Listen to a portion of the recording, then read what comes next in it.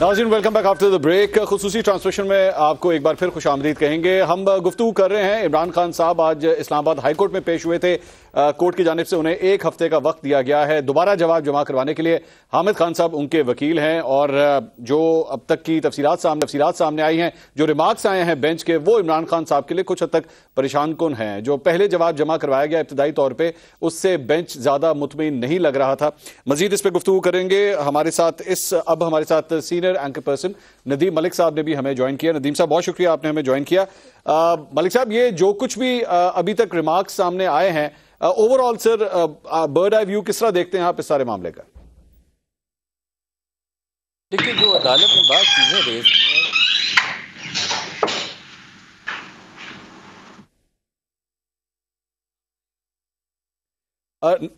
जी, माफ़ करने के लिए ज़रूरी होता है कि जब आप वहाँ अदालत के सामने पेश हों तो आप माफ़ी भी मांगें। तो खान साहब ने अभी तक माफ़ी नहीं मांगी है, बल्कि नदामत का इजहार भी नहीं किया। तो दो चीज़ें तो प्री कंडीशन होती हैं कंटेम्प्ट प्रोसीडिंग के अंदर, अपनी नदामत का इजहार करना और ख़ुद को at the mercy of the court छोड़ देना। और फिर अदालत से तवक्को की जाती है कि अदालत बड़ेपन का मुजाहरा करते हुए उनकी गलती को माफ़ कर दे। लेकिन अभी तक तो उन्होंने सिर्फ जो अल्फाज का चुनाव किया वो बड़ा क्लेवरली किया कि अपने अल्फाज वापस लेने पर तैयार हैं।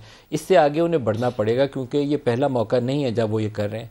और जहाँ वो शहबाज गिल के ऊपर तशद्दुद के ऊपर उन्होंने आवाज़ उठाई, तो मैं भी उन लोगों में शामिल हूँ जिन्होंने प्रोग्राम में बैठ के आवाज़ उठाई। आप सब में से बहुत सारे लोगों ने आवाज़ उठाई होगी। मैं इस चीज़ को इंडोर्स कभी नहीं करता कि किसी के ऊपर इस तरह का तशद्दुद ज़ेर हिरासत किया जाए।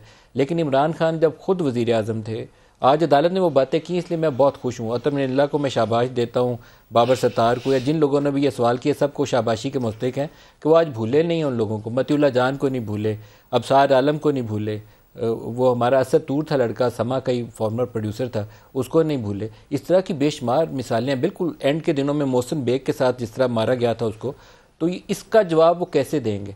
क्या इमरान खान बताएंगे कि एज चीफ एग्जीक्यूटिव उनको पता नहीं था कि इनको पकड़ा कैसे गया, किसने उठाया, शुमाली इलाका जात की सैर के बाद इनको छोड़ा कैसे गया, मारने वाले कौन थे और पकड़ने वाले कौन थे? इसका जवाब जब तक वो सच नहीं देंगे अदालत के सामने, या तो अपनी नाकामी मान लें कि as chief executive he failed to protect Pakistanis, और जो जर्नलिस्टों का तहफ़्फ़ुज़ उन्हें करना था उसमें भी नाकाम रहे, या कहें कि मेरे इल्म में ही नहीं था, कोई और कर गया। दोनों चीज़ें अदालत के सामने बयान दें, उसके बाद अदालत उन्हें माफ़ कर दे।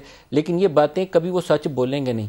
वो बड़ी ऊंची आवाज़ में मौला जट स्टाइल में किसी को भी ललकार सकते हैं, आईजी को भी ललकार सकते हैं, डीआईजी को भी, मजिस्ट्रेट साहबा को भी ललकार सकते हैं, हर एक को ललकार सकते हैं। लेकिन दूसरे की बारी, अपनी बारी नहीं। अपनी बारी वो कहते थे कि लाहौर में ब्रिगेडियर राशिद ये कर रहा है, एक मिस्टर एक्स लाहौर बैठ गया, एक मिस्टर वाई आ गया।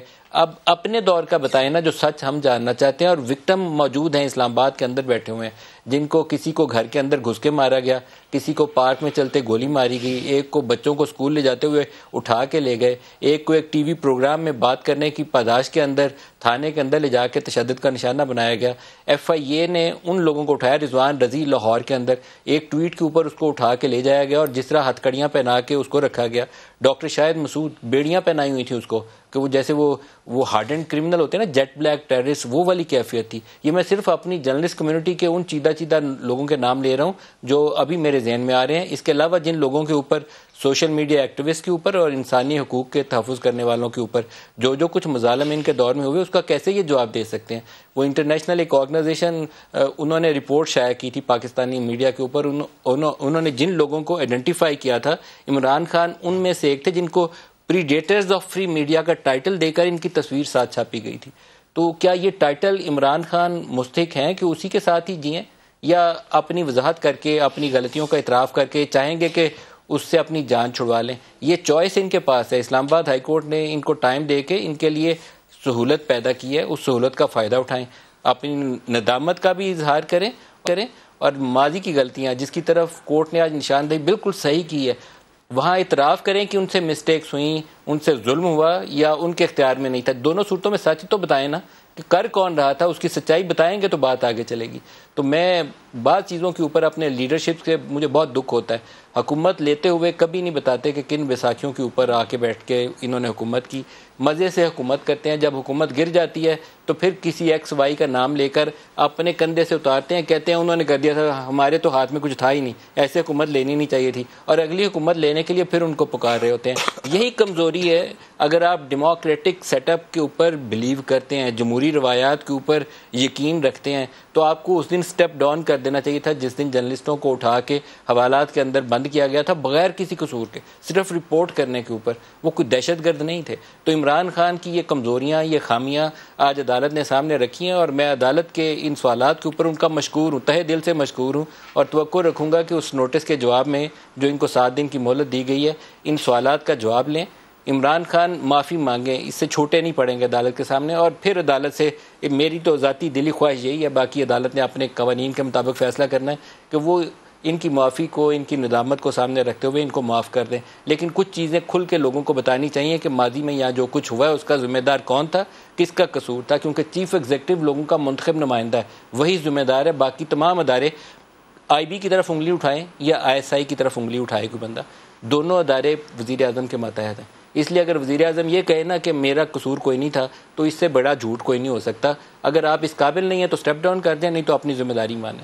جی میں ندیم ملک صاحب, میں ایکچولی یہ جو آپ پوائنٹ کہہ رہے تھے, میں اس کے اوپر کل رات کو واشنگٹن پوسٹ کے اندر ایک آپ سمجھ لیجیے انٹرویو ایک شائع ہوا ہے, جو حامد میر صاحب کی ملاقات ہوئی عمران خان صاحب سے, اور اس کے بعد جو نریشن انہوں نے کی ہے کہ عمران خان صاحب نے ان کو کیا کچھ کہا.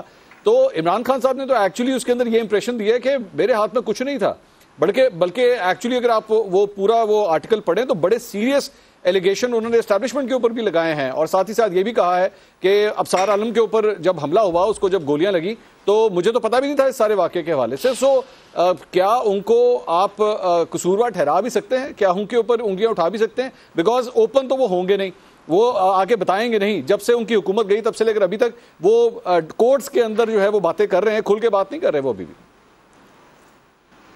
میں آپ کو بتاؤں کہ کچھ چیزوں کے اندر وہ درست کہہ رہے ہوں گے کہ ان کو علم نہیں تھا. میں اس لیے بتا سکتا ہوں آپ کو کہ میں نے اور حامد میر نے مختلف مواقع کے اوپر پرائم منسٹر کو بھی اور اسٹیبلشمنٹ میں بھی اعلیٰ شخصیات کو, جب ہمارے کچھ جرنلسٹ ساتھی تھے, میں ان کا نام لے کر کیسز کی ڈیٹیلز میں نہیں جاؤں گا کہ کب کیسے کیوں ہوا, لیکن وہ میسیجنگ کی ان لوگوں کو, اور خود پرسنلی بھی کہا کہ یہ جرنلسٹ ہے, اس کے ساتھ ظلم ہو رہا ہے, اس کو چھوڑا جائے. حامد نے بھی کیا, میں نے بھی کیا. میں ان واقعات کی تفصیل نہیں دہراؤں گا, لیکن ہم دونوں نے پرائم منسٹر سے بھی بات کی اور کہیں اور بھی بات کی. تو مجھے عمران خان کے جوابات سے تاثر یہ ملتا تھا کہ وہ ان کے جانے بوجھے بغیر ہوا ہے, یہ تاثر مجھے ملتا تھا. لیکن میں پروگرام کر رہا ہوں یہاں بیٹھا سما ٹی وی کے اوپر, آپ کر رہے ہیں اس وقت منصور, اور میں کوئی بات کر رہا ہوں یا اس پروگرام کے اندر کچھ ہو رہا ہے, تو آپ کہیں گے کہ منصور مجھے علم نہیں تھا.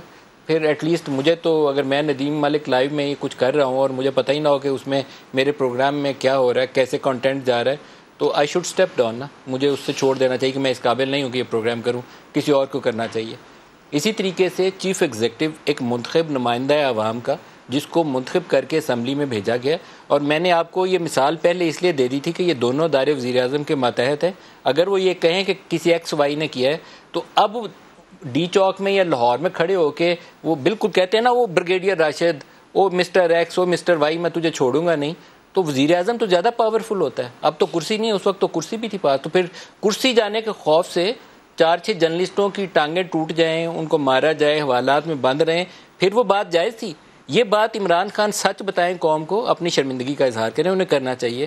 کیونکہ یہ وہ والا عمران خان نہیں ہے جو ہمیں 12-14 سال پہلے جمہوریت کی خاطر وہ سارا کچھ کہتے تھے کہ آزاد عدلیہ ہونی چاہیے, آزاد فری میڈیا ہونا چاہیے, جس نے چوری کی ہو اس کو ڈر ہوتا ہے, مجھے کیا ڈر ہے, آئی ایس آئی تو میرے متحد ہوگی. انہوں نے یہ جملہ بولا ہوا ہے, آئی ایس آئی تو میرے متحد ہوگی.